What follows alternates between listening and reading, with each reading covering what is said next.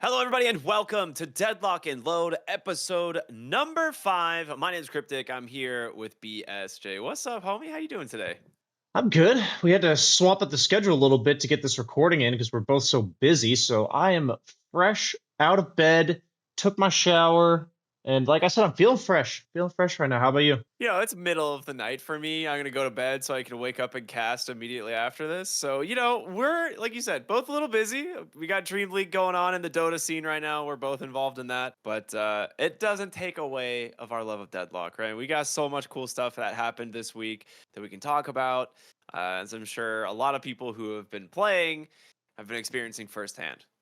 And to be clear, I was feeling a bit guilty because like up until this episode of the podcast, I was playing Deadlock relentlessly, um, enough to the point where I could nerd out about every little change that happened. And this week we've both been so busy that I was thinking like, a bit of imposter syndrome. Do people even want to hear us talk about it? But there's also plenty of people in the scene that just don't have time sometimes. And I'm sure they're thinking like, oh my God, there's a huge patch update. Not only a bunch of heroes and items changed, but they released an entire new thing, and I have no idea what's going on. And that's us. That's us this week. So I mean, we read it, we understand what's going on, but we haven't gotten to experience it fully. So we get to be in that group this week. And for all the people that have been playing relentlessly or religiously, they can flame us, as they hear us do our best to say what we think's going on. So They're gonna just trash talk our opinions, our thoughts, and be like, man, these guys have no idea what they're talking about. But we're going off of like what we've observed this week because it's like I've played a little bit. I've watched some streams, so I have like a general idea of some things that I've noticed, some things that look pretty good. But I mean, the big surprise this week was the introduction of Hero Labs with 6 new, like what they're calling is quote unquote experimental heroes, right? And this is something that people have seen. They've been in the game files, they've been able to test them out and kind of and fiddle with, what's going to be this next hero release. And Valve just says, all right, if you guys are going to just mess around and play with them anyway, we're just going to do it in a little like a slightly more official capacity. yeah, so they put Slork in there, right? Yeah, Slork, right? He's totally back. Dude, rest in peace. I actually can't believe they changed the greatest hero name of all time. I mean, for me, Uh, it's like Slork. Like I was gonna be a Slork spammer, man. I don't know, Fathom. It's a cool name and all, but it's a it very good name. just doesn't hit the same though. No, it does not. It does not indeed. No, Nothing will ever hit like Slork does, no, Like you don't know you're in the good days until they're gone, Ricky. But no, I mean, it is exciting. I think it's something that a lot of people have already talked about it being a part of the alpha, where you kind of like as a community kind of feels like we are helping them build the game because they are taking our yeah. feedback. And you mentioned like they did this most likely because people were messing around with the game files anyways. People are super curious. They're gonna go looking.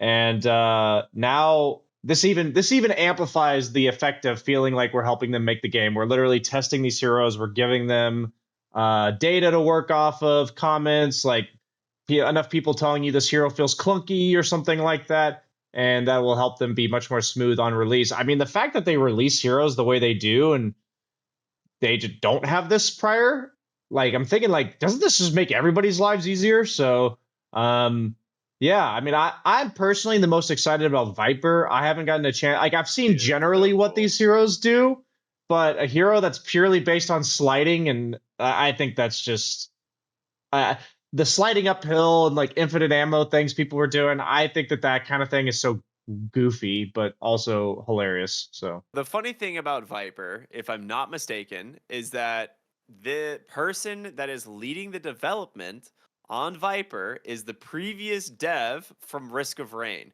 which for a lot of people that have been following kind of some stuff that Valve did, they acquired the Risk of Rain studio, and a lot of the developers from Risk of Rain are actually working directly on Deadlock now. And one of the main developers in Risk of Rain is the lead character designer on Viper, which is why it's a movement based hero. Because if there's mm. anything we know about if you played Risk of Rain over the years, the movement tech in that game is off the charts. It's absolutely insane.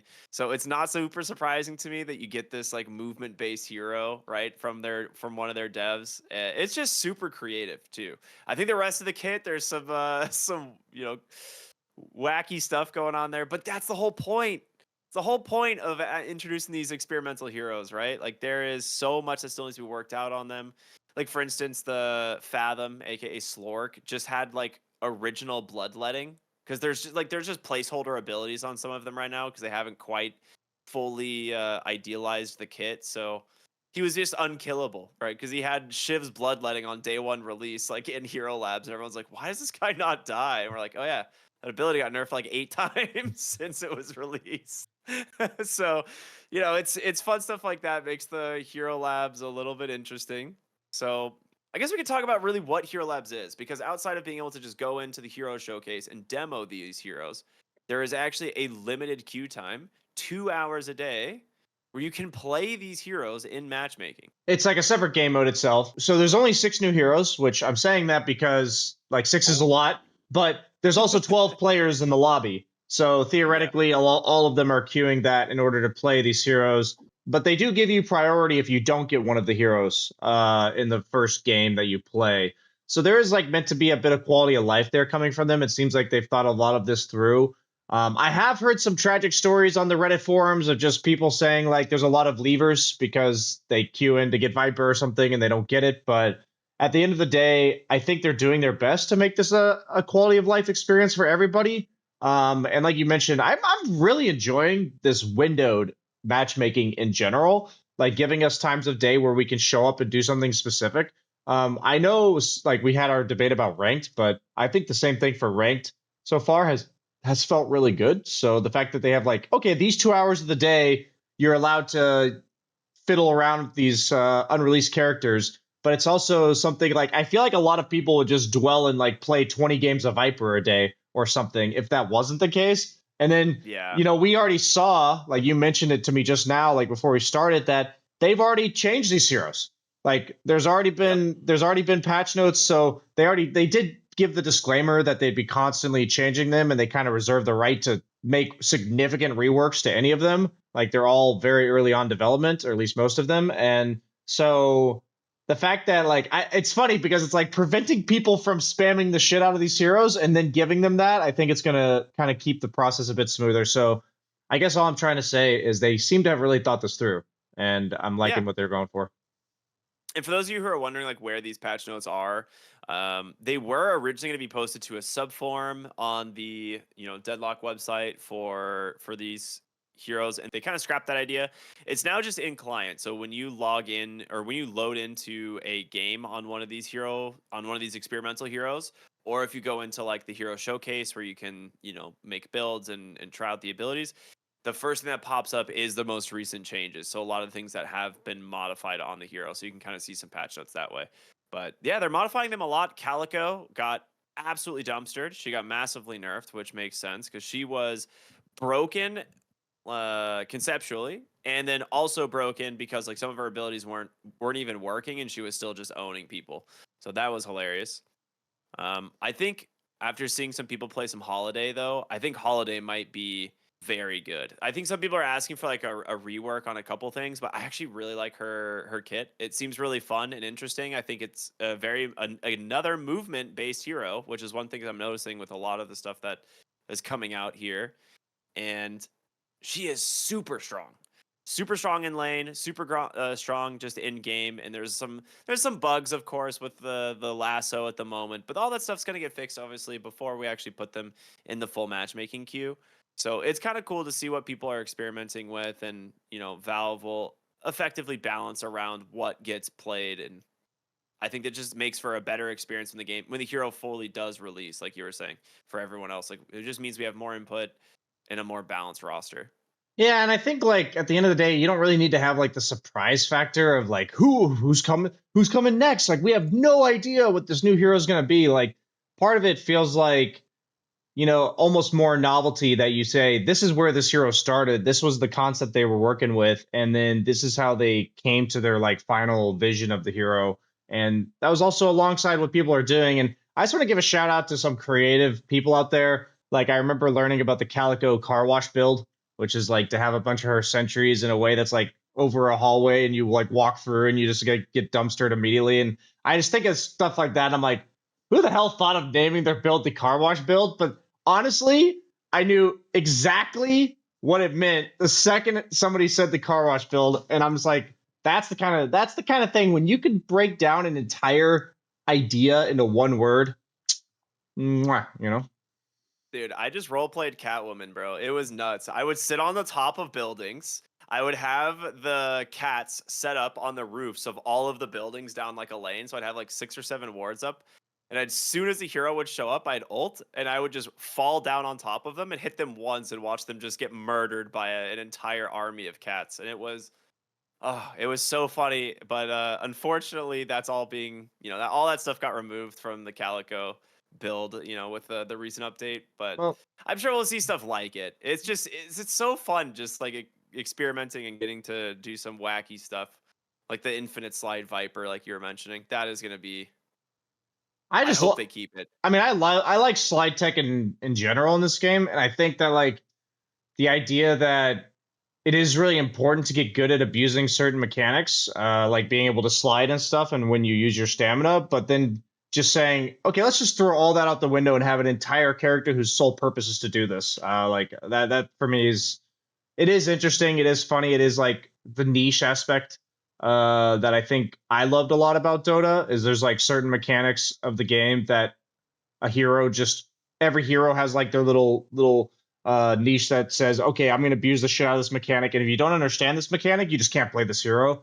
And I Yep. think for people who like say you want to learn sliding, it's like once Viper's out, like what better hero to play than learn like aiming while you're sliding, you know? So I will say sliding it's one of those things that eventually becomes like a habit, right? And a good habit, like when you learn how to build it. But I will say Viper, I think in a fun way that they have balanced around him having infinite ammo is just having the most wildly inaccurate gun by a landslide.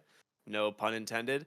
But yeah, his gun is it has a quick burst that where it's accurately, but the longer you hold it down, the more just all over the place it is. And unless you're just right on top of someone, you are not hitting your bullets. So there is definitely a kind of give and take. So it looks like they're like thinking about these things. So he's not just going to be so unbelievably broken, when he comes out. I think right now, Fathom/Slork is super overtuned, but part of that, like we said, probably just the bloodletting stuff because he doesn't really have a third ability. His ult is kind of just a meme. The fact that he's just running around just siphoning people's bullet damage and then having bloodletting, and that's good enough for the hero is hilarious. So I'm sure that'll just be mostly a rework before he ends up in the game. He's a long ways away. yeah, I mean, you definitely can get a good idea of like which ones are coming next based on, like you said, how well rounded they are and how many placeholders they have and stuff like that. So yeah, for Yeah. sure. Um, all the Bebop memes. Okay, so here's the thing. We're talking about like different heroes and stuff like this. How like Bebop got reworked for like the fifth time in terms of like the bombs and the stacking and everything, and now I'm so lost on which one is actually in the like which version of the bomb stacks and like death timers and all this stuff is actually in the game at any time. And I'm not sure if Bebop mains even actually like this or not, but they went ahead and were just like, yeah, hold on, let me find the actual update here. Where did it I know that go? what they made it is so that instead of 3%, it's 5% per stack, and then it's only if you get a kill though, and it's like a 12-second buffer window or something. It's like pretty massive, but Okay. at the end of the day, you also don't lose stacks when you die. So I'll just say this: Oh, there it is. they Okay. started with you get a stack on your bomb every time you hit somebody, and that was it. And then they're like, okay, let's make it so it's no longer infinite stacks. And then everyone's like, wah! And then they put that back on, but then they decided that we should have you lose stacks when you die. So it's like, okay, that's so far where we're at. And now they decided that's like, okay, here's my comment so far. That's where they were before this last patch. I personally find it really annoying to lane against a Bebop whose sole purpose was to try to walk up to you and bomb you at all points. Like, it was actually just the dumbest shit ever. I don't even think it was good. Like, I don't even think the Bebop play was like impressive or anything. Or like, I usually it was bad Bebop players doing that, and I was just like, why are you trying to bomb me and losing 80% of your HP? So that got nerfed when it said like if you die you lose stacks, you know? And it's like, Yeah. okay, well originally you lost 2 stacks and now it was 20% that you lost stacks, like that was before. And now you officially no longer lose stacks, but it's only for kills, which makes sense. You're going to use your bomb after you hook somebody, after you up, like while you're uppercutting somebody. I personally think they're actually targeting gimmicky playstyles that like nobody really enjoys having in the game, like the guy constantly feeding to try to bomb you, like that kind of like negative, like it enforces negative behavior from the Bebop, which I think they were trying to address with the death thing, um, like losing stacks on death. But I think overall, they're probably going to make that number 5% higher. Like I think they're going to make it higher. I'm not like 100% sure, but I'd say probably like 7 to 8 would probably be better, given the fact that you have to get a kill um, in Well, order as to long make as it they work. die within the bomb damage, right? Like it has like it puts like a debuff on it. Similar to like from Dota, it's like the lion finger, right? It Or puts a like debuff if Deso. they die. And it's Yeah, like or 12 Deso, seconds. yeah. It's like 12 Yeah, seconds it's a for sure. long duration. Yeah. Yeah, I guess I'm just saying that like in a team fight, you're probably not getting more than one, like maybe I see. two. Yeah, yeah. And yeah, they lowered the cooldown a bit. And I guess I'm just saying that like if you're gonna make it purely about kills, I guess it's you have to be careful because then if you have like a 10-0 Bebop who suddenly has like 100% bomb damage or something, then that's a problem. But yeah, I'm sure they'll find the right answer. But I can tell what they're thinking. You know, like I guess what I've always liked about Dota and now Deadlock, I always say that, but it's that it feels like you got to get a vibe of what they're going for. You know, like okay, maybe this isn't perfect yet, but I see what you're going for there, and I'm following you. Like you know, how many times in real life, just in general in life, does it take? How many wrong answers does it take to get the right one? And it feels like that's what they're doing. Is like, okay, that's a different idea. That didn't work either. Like they're gonna find a spot for Bebop. You know, poor Bebop, but he'll get there. Yeah. Again, one of those heroes I'll eventually pick up because I've played every hooking hero in the You are quite existence a of. hooker, in inside Yeah, and I out of the mean, games. Yeah. it's true. I mean, I'm trying to think if there's been any like MOBA slash like even hero shooter because even in Overwatch that I like played very early on, I played their hook hero, right? Like I don't know if like I've ever like gone in like through any of these games and not played one of the hook based heroes. So I feel like I'm gonna be lying to myself if I don't eventually pick up Bebop. You would be betraying your hooker roots. Yeah, yeah, I would. And I feel Yeah. like I've got to respect where I came from. Yeah, that's important. Slork.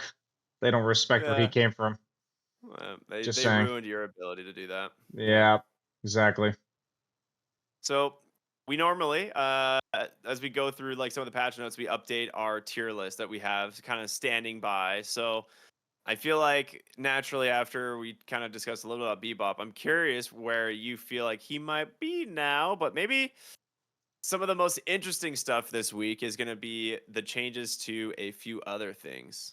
All right, so as normal, as we go through these big patches with Deadlock, we try to update our hero list, our hero tier list here just a little bit with some things that have moved around. And there's going to be, just like last week, some heroes making some massive moves this Yeah, I'm patch. already eyeing a couple. I'll go ahead and do the So first what? one. Yeah, where do you want to start? From bottom to top, Yeah, baby. I'd say Great Talon went straight from dud to stud, and like he even got like nerfed 2 days ago or something, and like all the streamers are playing him. Everyone's talking about it. This guy just can dash while he's in the air. He people are even buying extra or superior stamina on him, so you just have 7 stamina while you're in the air, and you have like life steal and slow on your attacks. So you just have like infinite chase, infinite escape, and you do a lot of damage. So why not? Yep. Yeah, that was the main thing I was noticing is just like your bullet damage while in the rain of arrows is so strong. Like it is so like he scales so fast. His attack speed is kind of not great early on now because they've kind of made some adjustments to that. But the fact that like his just straight bullet potential just from lane and then his scaling is just off the charts. Yeah, Yeah. he's wild right now. Yeah, I saw Mikkel's like get a burst fire in the mid game, and like, yeah, he was lacking a bit of fire rate prior to that. But the second he got that, and then like next item, spiritual overflow, and yeah, like it was just Just GG. literally four-shotting people in 2 seconds or something from Rain of Arrows. So it's like that's one of those where I didn't have to play any of the game this week to know exactly what happened there. I've learned enough in Dota that some heroes are just conceptually garbage. And I feel like, to be honest, Great Talent's kind of conceptually bad. When I say conceptually garbage, what I mean is they don't offer something specific to the game. They just do a bunch of various different things. And like if you think of their role in the team comp, it's kind of just damage or something like this. And Yeah. usually those heroes are balanced purely around, are their numbers high enough to like be too strong, basically. Like I think of Necro in Dota the same way. Like he's either broken or useless. And I have a feeling Grey Talon's gonna be one of those types of heroes, where he's either gonna murder you like this in this patch or the previous patch where he's D tier. So I'm kind of keeping an eye out for an SD tier hero here. You know, he's either up at the top or down at the bottom. Would you agree he's the second or third best, or do you think he's the absolute best right now? I feel like he might be the absolute best. I think he might actually be the single best hero. Okay, I can get Because down for that. it's not super hard to execute is the thing. Like it's pretty straightforward. Like if you can aim your gun, like you just kill people. That's a Um big if here, Ricky. okay. All right. I guess situationally still S tier. All right. Thank you. Vindicta, another hero that's made some big moves this week. I feel like she's in A tier. Maybe S tier, but I would say probably reliably A tier because she's still just she's a little bit more difficult, but my god, assassinate is so much easier to hit. You get so many souls. It's like they literally saw that Vindicta and Grey Talon were the worst heroes and were like, we're giving them a page full of buffs, guys. Yep. Yeah, I kind of feel like I haven't gotten to see as much Vindicta, but even just watching streamer games, I am seeing Vindicta in the game. Like last week before this patch, like people had given up. People were like, eh. But clear, very clear that Vindicta has risen in prominence there. We're talking about the heroes that are getting massively buffed. I'm going to talk about the opposite side of this coin, which is Shiv. I'd move him from like S to like B or C. I feel like he's pretty gutted, but I haven't gotten a good sense from playing, obviously, or not playing, where exactly he's at. But what are you thinking? I'm like, are you thinking low B, C for Shiv? I think B is probably still appropriate because I think he's still a good hero, but he doesn't just.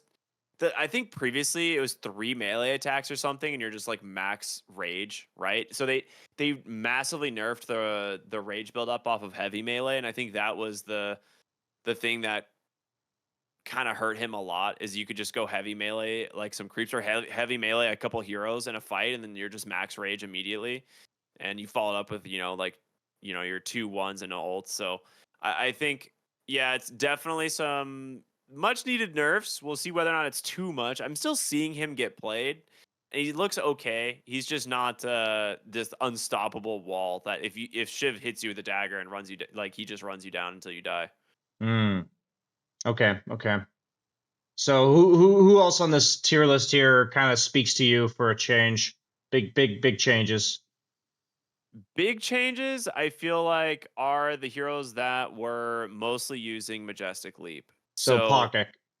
yeah, it's like Pocket kind of just keeps getting owned. I think this patch they didn't really put anything into his kit, right? They didn't nerf him, they didn't buff him.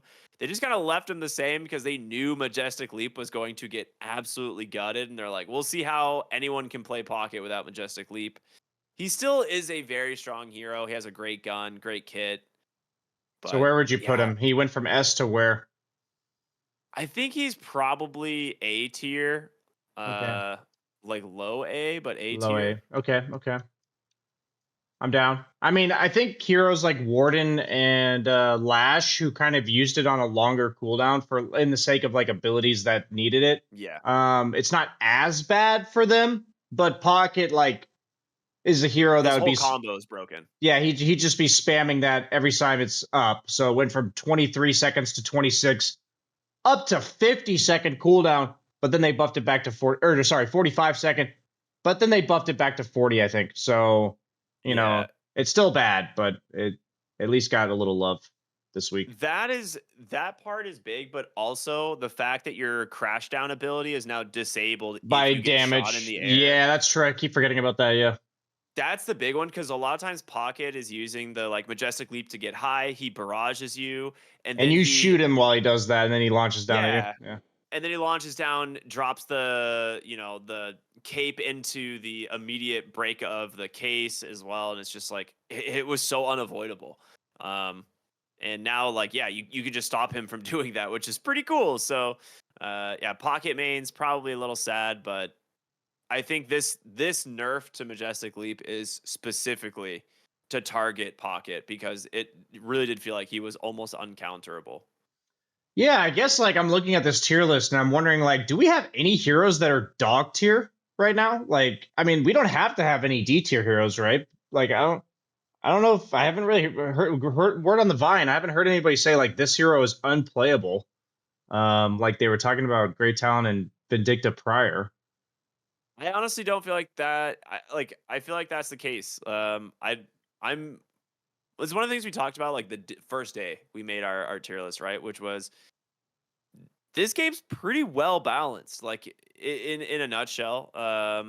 Right, like a lot of the times, like these heroes, like they're gonna move like pretty drastically with the patches, but I feel like the power difference between like the worst heroes and the ones above them is not as drastic as you see in other games. Like some other games, like not even just Dota, but if you're coming from like League or Overwatch as well, like there's some heroes you literally can't pick without like just griefing. So I think with this, I'm fine not having any hero in the D Yeah. tier because I feel like every hero is viable right now in some capacity. Some are just better.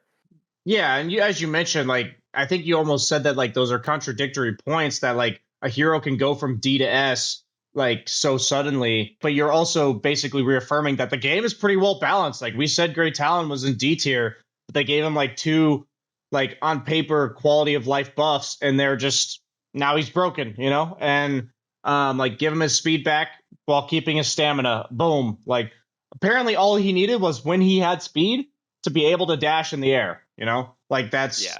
that's good enough to like suddenly make him feel almost unplayable against. So yeah, they like kind of reworked his like attack speed versus like bullet damage scaling from spirit and all that. But at the end of the day, I think the major change was that you can just dash in the air like effectively from like a month ago. Like that's really all that's changed. So yeah, man, I definitely agree.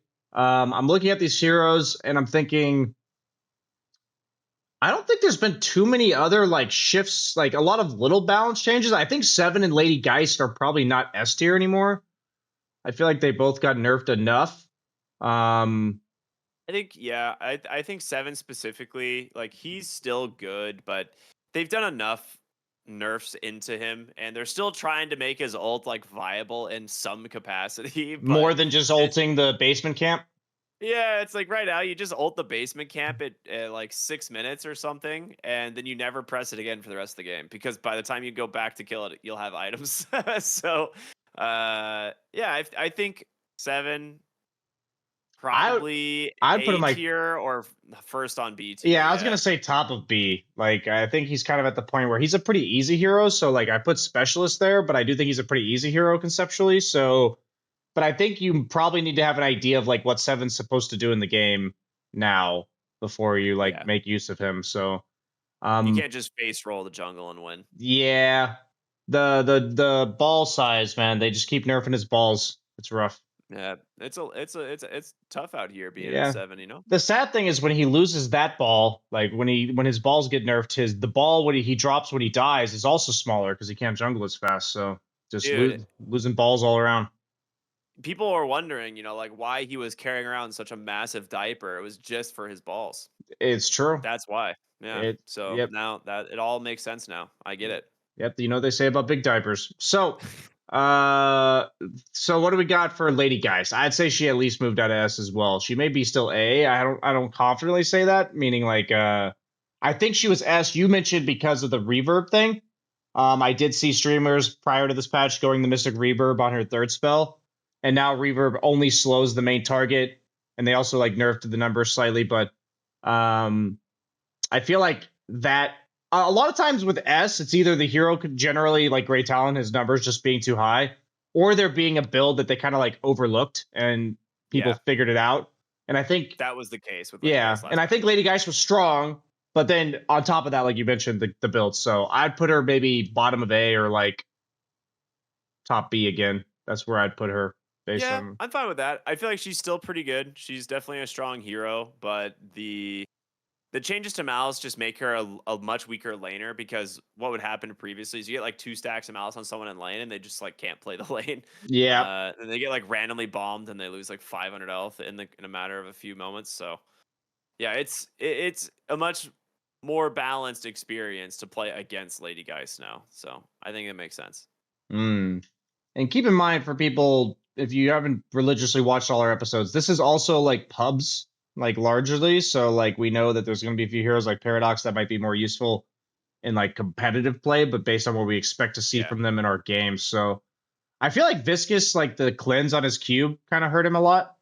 Yeah, Uh, that change was actually pretty huge. I feel like this might just be a great talent on S tier list. You know what I mean? Like it's him up there, and everyone else is at least a step down.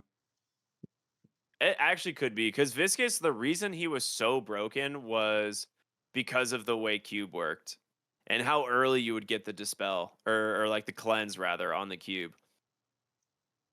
Like I'd put him at Yeah. least like mid A, maybe. Yeah, I think that's probably right. We got a lot of A heroes.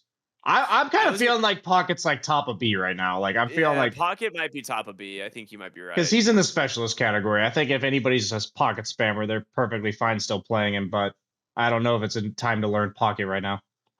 Yeah, there's Um, going to be probably some new builds coming out for him, but for now, I haven't seen anything that like blew me away, in terms of Pocket.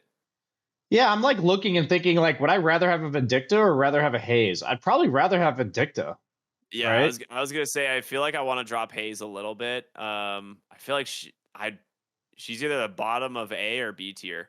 Like I'm I down don't for B tier actually for Haze as well. yeah, I don't feel like I've been seeing a lot of impact out of her.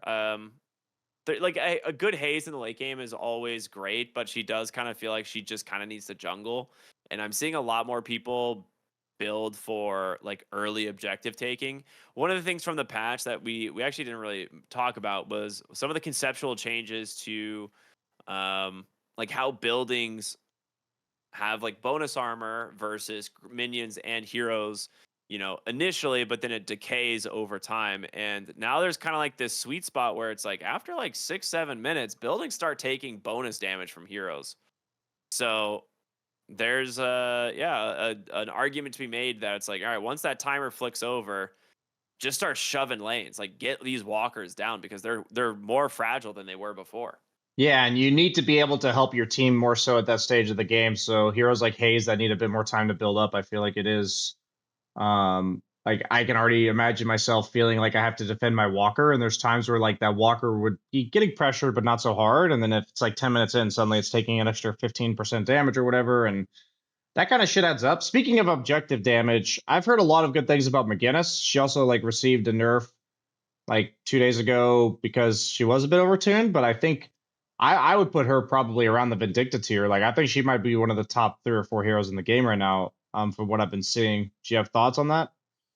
I feel like she is very good because she is flexible. So even if you aren't building like a big, damage based build, she's still a phenomenal support. One of the few in the game that can build things like the Rescue Beam and the Health Nova, and the Heroic Aura. So like there's a lot of things McGinnis can bring right now that helps take early objectives that other heroes don't. Because just the sustain alone from dropping a max heal like on like 2 turrets yourself and another hero, you just destroy walkers and buildings like at 10 minutes. Yeah, absolutely. I feel like a lot of these other heroes, like the melee heroes, all got a bit nerfed. They like buffed parry. Uh, I feel like overall tried to tilt the balance a bit more towards bullet damage. Like they changed certain items to have spear resist that used to have bullet resist. I guess It's like kind of a my revert from before. yeah, it is. It's also like not the same items, so it's like a revert in the grand scheme of the game, but it's like not a revert in terms of the items themselves. Correct, Um, yeah. so I do like that they added like melee damage resistance as like a stat. I thought it was kind of stupid that you could be a melee build and like that was completely homogenous with a bullet damage build. Like they both were the exact same thing. Um, Yeah.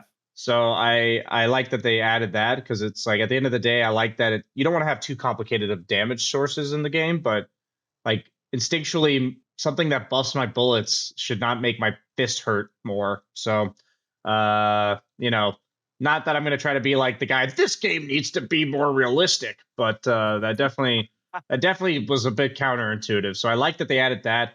I'm just looking at our tier list and I'm thinking like a lot of the heroes didn't get serious changes. Like yeah, like little number tweaks here and there, and the Majestic Leap obviously has its like indirect implications, but um I feel like a lot of it is of these just rules of the game that they're changing pretty consistently. Like even like the earn change, like you think of it like, oh, it affects Ivy more than it affects most heroes. Yeah. Heroes that can run fast, it'll be more beneficial even if they're behind, because of the way that the earn like goes to the different locations. But when I'm looking at our tier list, nothing really looks too out of place. Is there anything like you're like looking at and you go, definitely think that hero looks like it's in the wrong spot for me. So I think it might be the C tier heroes. I think Mirage might be moving up, but also Paradox with like the changes to her pulse grenade, right? Like they actually gave her like another build that is viable. And I think for a long time, Paradox was this: if you don't hit your swap, you're basically kind of useless to your team unless you're like really good at hitting kinetic carbine into headshots and and that's your scaling. But now she has like a pretty powerful spirit damage build with the pulse grenades. So I think Paradox would be a little bit generally easier to play for the average player. So I feel like yeah, her in B tier to me sounds pretty good because like we said, she was a high effort but sometimes low reward. 'Cause, like if you miss your swap or if you're not like really good at playing Paradox, your hero would just kind of feel like it didn't have the impact. You're like kind of playing like a pseudo gun damage nuke hero, and that was like about it. And there was just other heroes that contribute a lot more to the game.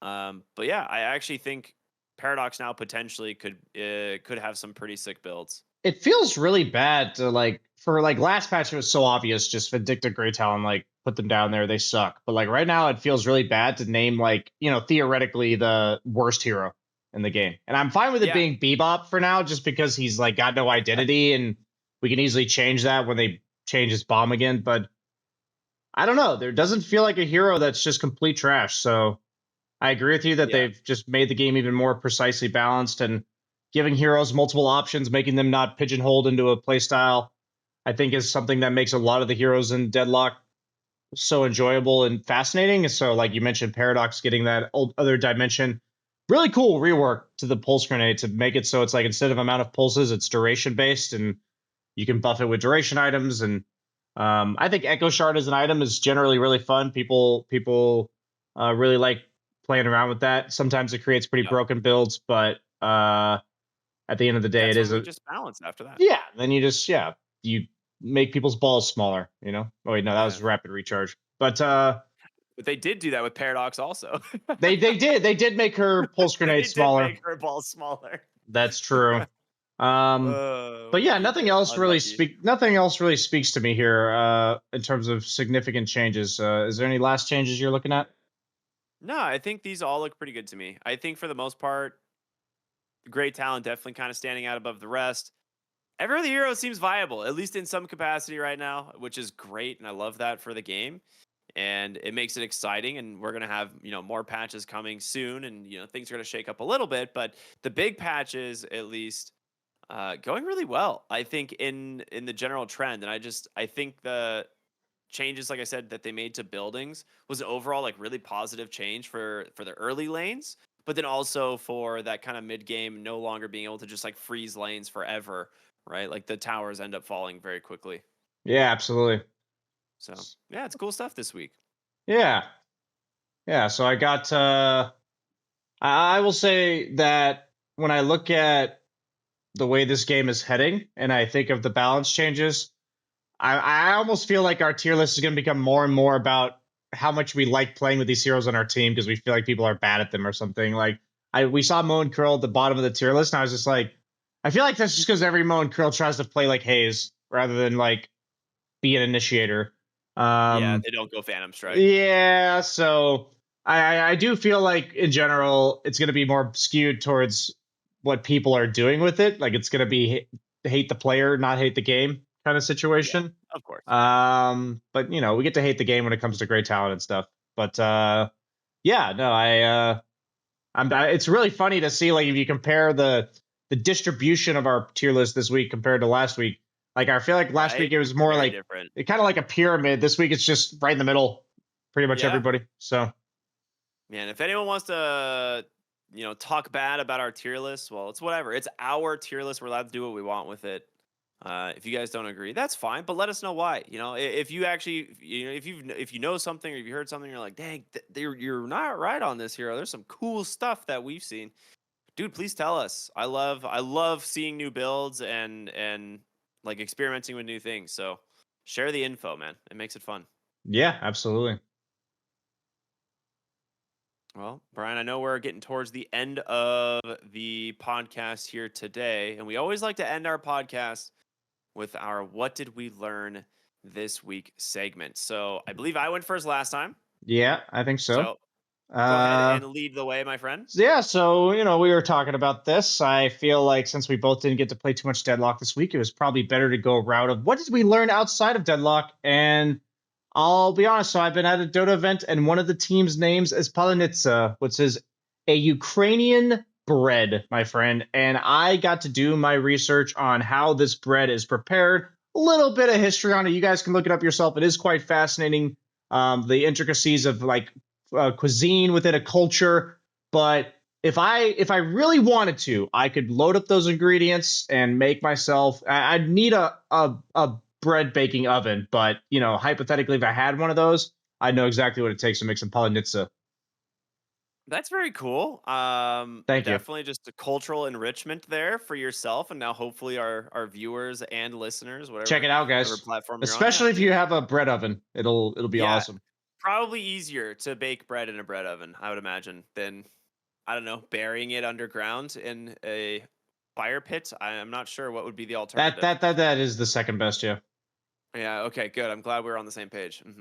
Well, on that one, for what I learned this week, it's Halloween here in the States. We're one day away, actually, which I'm very happy for. You don't get to celebrate that as much anymore, but I do. It's my favorite holiday. And I did some shopping for, new decorations, like at the beginning of the month. I happened to swing by a Home Depot today, and I was like, "Oh, I need to go grab some stuff." I went to check out their Halloween section, dude. Everything's like half off. Don't buy Halloween decorations. At the beginning of the month, wait until like the week before Halloween, and just pay everything for like just pay like half off for everything. You're gonna miss some stuff, but you'll still get a lot of Procrastinators goodies are there. procrastinators are feasting, my friend, and Man, not just on candy, but I on couldn't believe it. discounts. Yeah, I was That's like, hype. "Damn, dude, this would have been the way to go." So yeah, now I know. So next Halloween, I'm gonna be buying a bunch more decorations because I just keep loading up, adding to the collection. So yeah, happy Halloween to my, you know, other North American friends over here. If you guys are celebrating, hope you guys have some fun. Be safe out there. Yeah, be safe out there, guys. I mean, I feel like Halloween's kind of bled a little bit into the European culture, but I feel like it's if you choose to celebrate it rather than Yeah, everybody celebrates it. But there's definitely some fanatics over here that love, good. like, that look forward to Halloween. Yeah, so definitely a fun holiday. I mean, we're gonna be. I totally forgot when I was packing for a Dream League about Halloween occurring during this event, so I'm a noob this year. Last year I got to be Pinocchio. During Halloween, but this year I don't have anything. So, do you have anything you're gonna be as, or are you dressing up? So the thing is I think my last day of casting is tomorrow, which is technically like today, which is the 30th. So it's not Halloween day. So I'm not sure if I should dress up or not. I Hmm. do have like two sets of costumes that I have already pulled aside. I did makeup one year for a different Dream League event I was on. Maybe just last year's Dream League. It was also on Halloween, but yeah, I've dressed up in the past for their events. So I Nice. messaged them, asked them if I could. They said yes. So we'll see if I do. Yeah. Um, hopefully it'd be fun. I I'm like gonna it. I'm gonna tune in and see if there's a little bit of spice with that sweetness over there. Yeah. Oh, love that. Thank you. That's a Thank great you. compliment. Thank you. Um, but that's it. That brings episode 5 of Deadlock and Load to a close, everybody. So we just wanted to say thank you all for listening, whether that be here on YouTube or on Spotify. Make sure to check them both out. Follow the channel, subscribe to them, either or. We'd greatly appreciate it. Bennett Slam Jamma, set us off, man. I was just going to do this visually, but I forgot we're on Spotify also. So I gave you guys a salute as if to say, good day, my friends. And I appreciate Good you tuning day. in with us and having fun talking about the game we all love, as always. All right, we'll see you guys next time. Peace.